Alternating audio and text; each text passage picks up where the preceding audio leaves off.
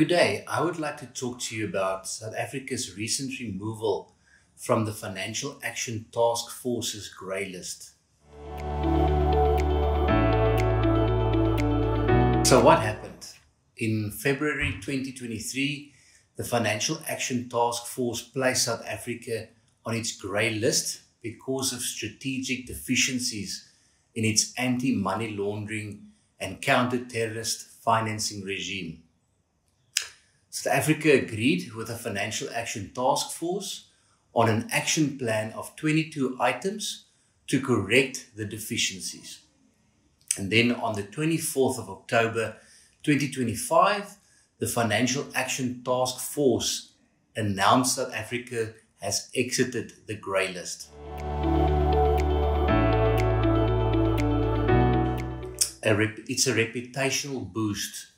Being on the grey list signals to international banks, investors and counterparties that a country may be a higher risk for illicit financial flows. So exiting the list sends a positive message about regulatory and institutional reform. There's a reduced friction and cost. Analysts estimate that being on the list can reduce foreign capital inflows significantly. Then there's a financial sector benefit. Banks and financial institutions may face lower incremental due diligence costs, fewer delays in cross-border payments, trade finance and correspondent banking services. And then lastly, there's a signal for broader governance.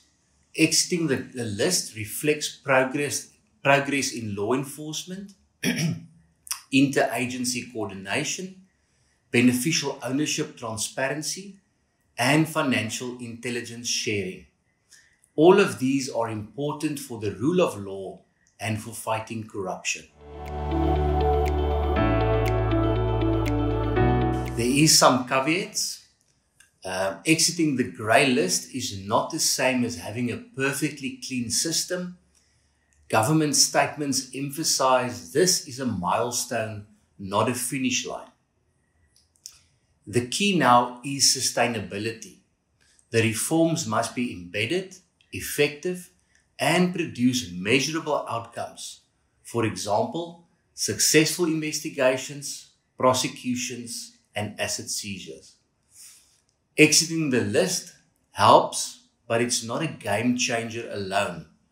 External factors still matter, like global investor sentiment, commodity cycles, domestic economic growth, and political risk.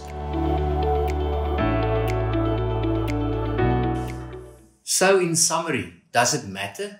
Yes, it matters, because this is both a signal and a tool. The removal from the grey list signals that South Africa has met global benchmarks and that some of the credibility and reputational drag is lifted. It also opens up modest tailwinds for capital flows, lower transactional friction, and better financial sector access. But it's not a silver bullet. The real economic boost will depend on how the reforms translate into better enforcement, cleaner institutions, stronger growth, and continued investor confidence. The underlying economic and structural issues still need attention. So the bottom line, it matters in the sense of unblocking potential and improving the country's standing. But by itself, it won't magically fix all economic woes. It's part of a broader reform and growth agenda. Thanks for listening.